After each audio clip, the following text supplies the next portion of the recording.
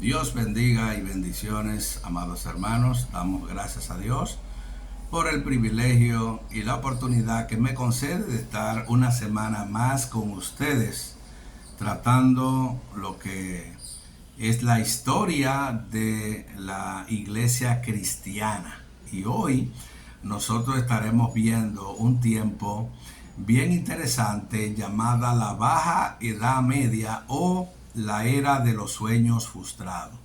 Y este tiempo dentro de la historia comprende desde el inicio del siglo XIV, o sea, en el año 1303, hasta lo que era la víspera de la Reforma Protestante. Al principio de este siglo, ya llámese del siglo XIV, las condiciones políticas, también las económicas y la demografía de Europa estaban cambiando de una forma drástica.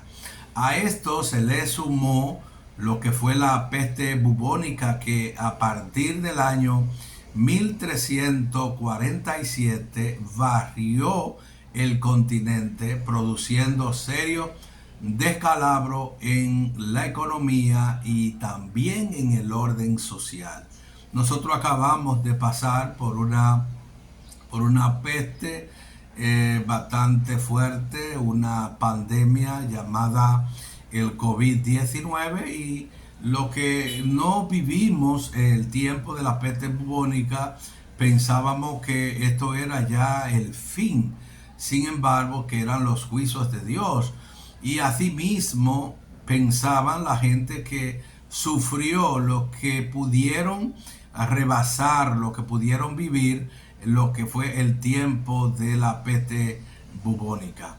Los nuevos contactos con el levante creado por las cruzadas que estudiábamos la semana pasada, todas estas cruzadas y el creciente comercio de la región trajeron a Europa ratas negras, cuyas pulgas ellas transmitían esta terrible enfermedad, la peste bubónica, que barrió a través de Europa tan rápidamente que en el año 1347 llegó hasta Constantinopla, y un año más tarde 100.000 personas murieron en Londres, o sea, una cuarta parte de la población.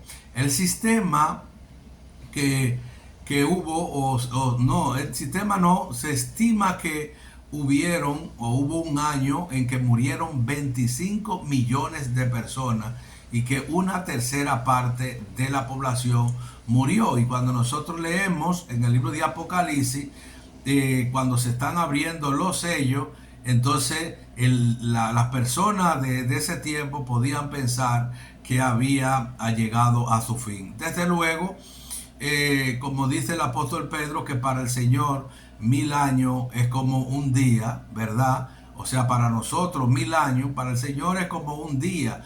O sea que uno tampoco a ciencia cierta no sabe si realmente eso sería parte de ese tiempo, como lo habla, por ejemplo, estos famosos historiadores, y estas muertes que ocurrieron en ese tiempo. Todo esto resultó en una constante preocupación por la muerte, cuando en oleada subsiguiente aquí cambia radicalmente, porque aquí los niños y los jóvenes que ellos los cuales no habían desarrollado resistencia contra esta enfermedad empezaron a morir, y lo que estaba muriendo era un mayor número que de los mismos ancianos.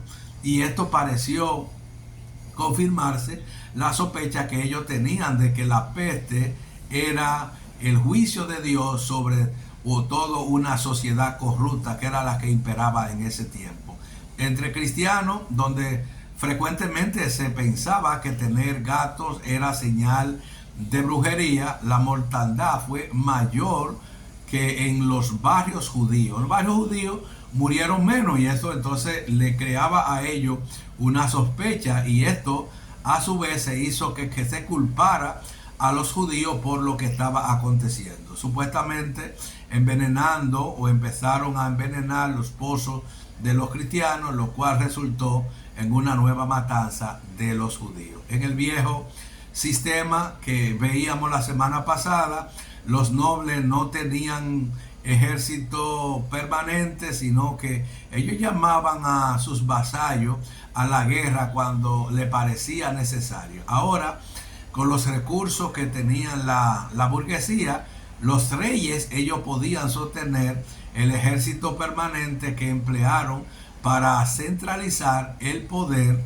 en sus propias manos frente a lo que fueron los señores feudales. El nacionalismo entonces entra en escena y comienza a quebrar lo que es el antiguo sueño de un solo rebaño y un solo pastor. Y todo esto dio a lo que fue el crecimiento de un sentimiento nacional o un sentimiento nacionalista. Los idiomas vernáculos surgieron en lenguas literarias en desmedro del latín, y aunque esos idiomas variaban de región en región, dentro de cada nación que iba surgiendo, poco a poco ellos se iban consolidando en una lengua común que al mismo tiempo le daba la identidad como nación. Y en esa identidad, a su vez, subvestía lo que era la sociedad, la autoridad tradicional de los dos elementos fundamentales de la antigua identidad europea, que era el papado y el imperio. Y a esto se le suma lo que fue la guerra de los 100 años. Esta guerra fue entre Francia e Inglaterra, que involucró a gran parte de Europa también.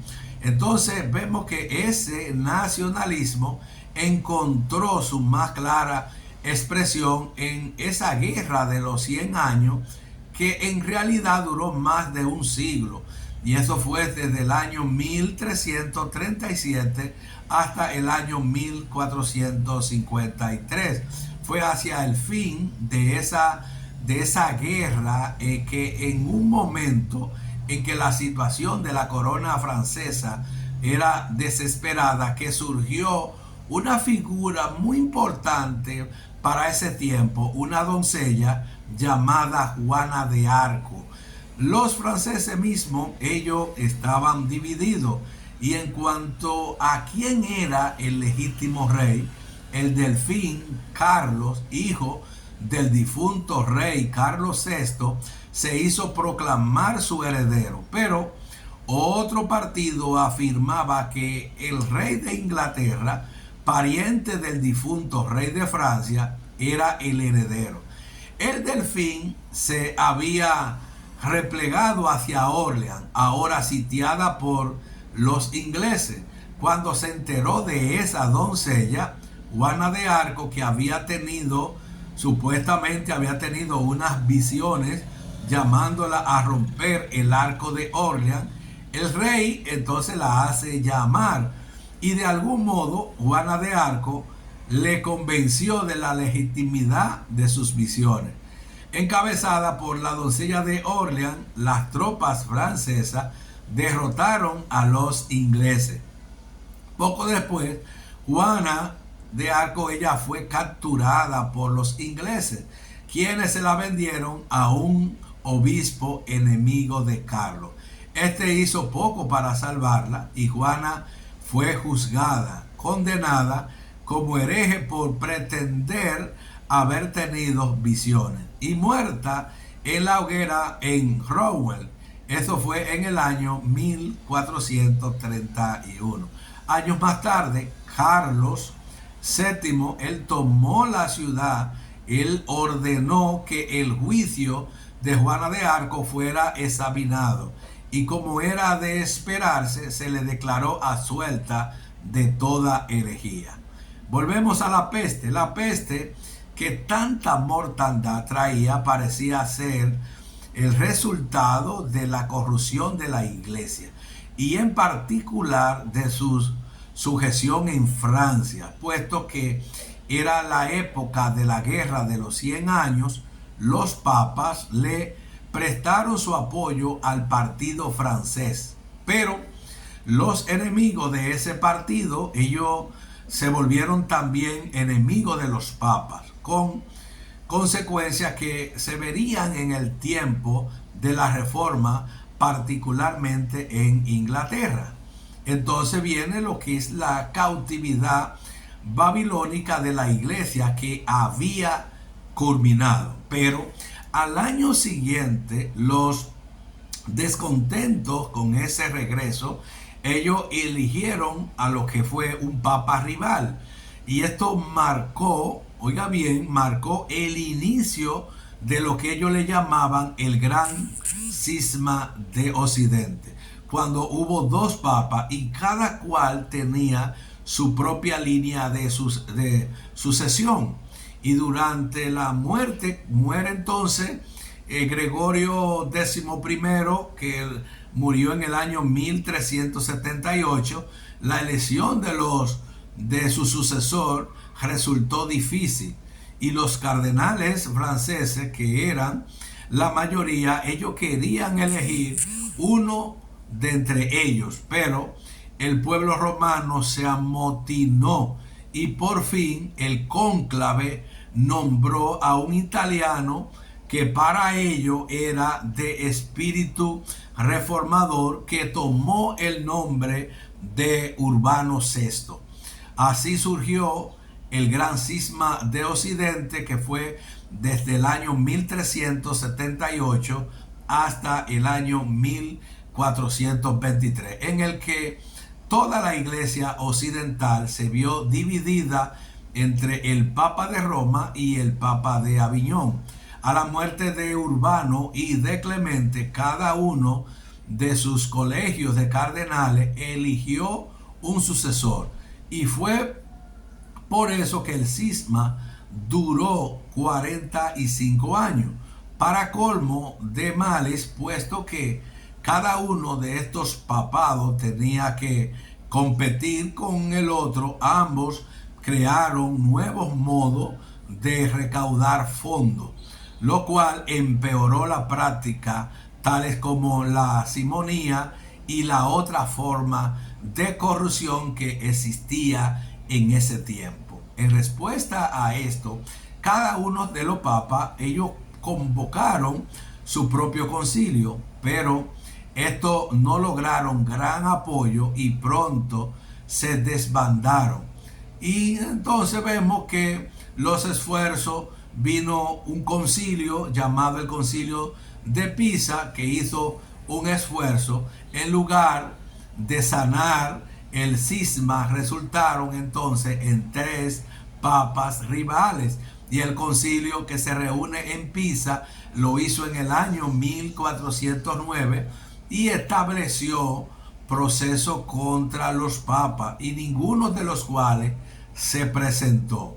Por fin, sin tomar partido acerca de cuál de los dos era el verdadero papa, el concilio lo declaró dispuesto y nombró a Juan XXIII, quien, por ser considerado antipapa por la Iglesia Católica, entonces Juan XXIII no cuenta en la línea de sucesor, de modo que en el siglo XX, o sea, como 6 siglos después, hubo otro Juan XXIII, porque el primero no contó en la línea de sucesión porque él era antipapa. Pero cada uno de los dos papas, supuestamente dispuesto, ¿verdad?, por las autoridades, ellos insistían en ser el verdadero papa.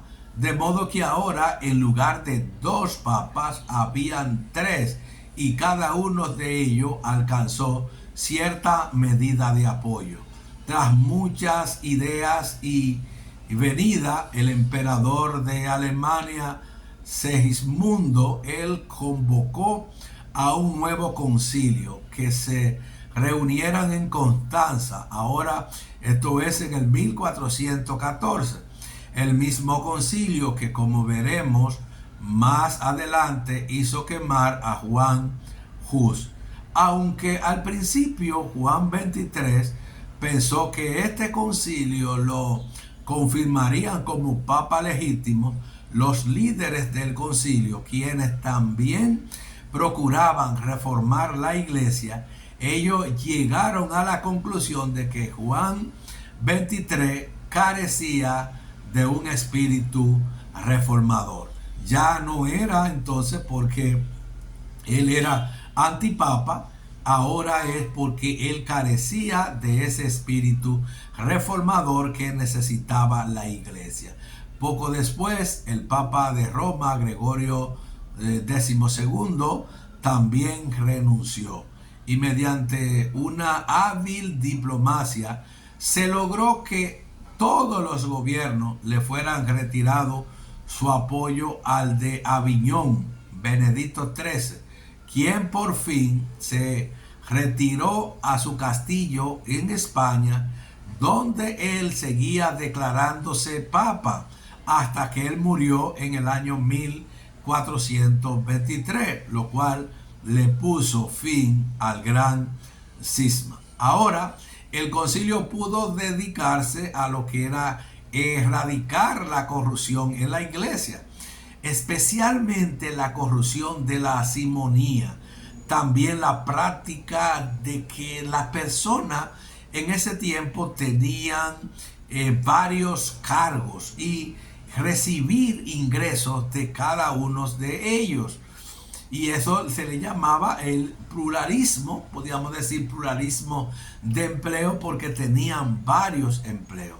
Y de no presentarse a cumplir lo que eran las funciones del cargo, porque esto era una situación bastante interesante, porque además que era un pluriempleo, varios empleos, cobraban por los varios empleos, pero no solo eso, era que ellos no se presentaban a su ejercicio, o sea, ellos no estaban siendo fieles, porque hay personas que tienen dos empleos.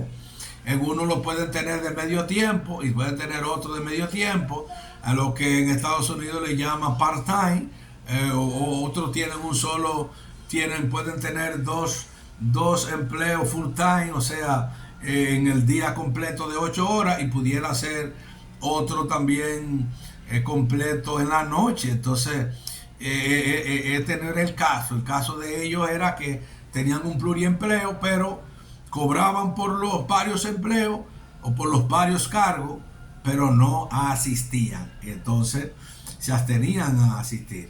Por fin entonces llega lo que es el concilio de Basilea, que esto es en el año 1431 y dura hasta el 1449. Aquí se dividió cuando las autoridades bizantinas comenzaron a negociar con la iglesia occidental.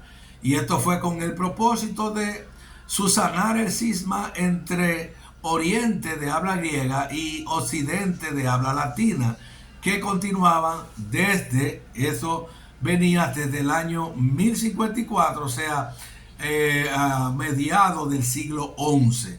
La corrupción llevó a muchos a buscar lo que era una reforma de la iglesia, y entran en escena aquí algunos hombres importantes que empiezan, aunque no fueron los reformadores tal que nosotros conocemos, estos son los que lo que inician con la chispa, los que comenzaron a encender la llama, para luego entonces los reformadores que venían detrás, ellos encontraron esa base hecha. Y estamos hablando de tres grandes hombres: Juan Wycliffe, Juan Hus, y estamos hablando también de Jerónimo Savonarola.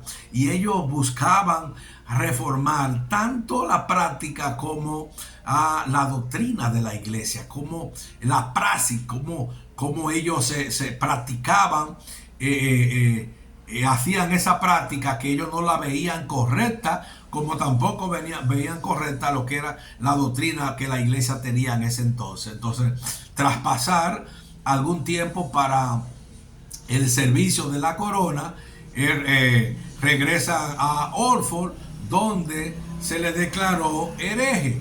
Entonces Juan Wycliffe, basándose en lo que era su conducta, dice que es posible, porque Juan Wycliffe era fuerte, él dice es posible declarar que buena parte de los jerarcas de la iglesia, incluso Papa, dice él, son reprobos y no pertenecen a lo que es la iglesia invisible. Luego nosotros podemos ver aquellos que les gustan leer de historia a alguien llamado un teólogo, verdad, que estuvo preso. Él era amigo del régimen, sin embargo, él estuvo preso y él hablaba de la iglesia visible y de la iglesia invisible, y hay diferentes teorías sobre lo que son la iglesia visible y la iglesia invisible. Entonces hay teorías que dicen estos son la iglesia visible y estos son la iglesia invisible. No vamos a entrar en esos detalles ahora, pero sí lo que está diciendo Wycliffe es que dice estos jerarcas, incluso el Papa, ellos son reprobos y no pertenecen a la iglesia invisible. Además, en cuanto a la presentación o a la presencia de Cristo en la comunión, Juan Wycliffe rechazaba la doctrina de la transustanciación, declarando que de igual modo que en Jesucristo Dios se encarga sin destruir al ser humano, así también en la comunión del cuerpo de Cristo se une al pan, pero sin que éste deje de ser pan. Y eso era lo que creía Wycliffe. También insistía en que la autoridad de la Biblia está por encima de cualquier jerarca o de cualquier cuerpo eclesiástico. Juan Wycliffe, él muere en el año 1384. Él dejó buen número de seguidores, a los quienes le llamó lo lardo, nombre que podemos ver según la historia que es incierto. El descontento popular entonces aquí se mezclaba con lo que eran las críticas justificadas que se le hacía a la iglesia, y de esa mezcla entonces surgieron movimientos revolucionarios y apocalípticos, y estos movimientos anunciaban el fin del mundo, anunciaban la venida del reino de Dios y la reivindicación de los oprimidos. Algunos de estos movimientos ellos pasaban desapercibidos en el caos que estaba reinando, pero otros fueron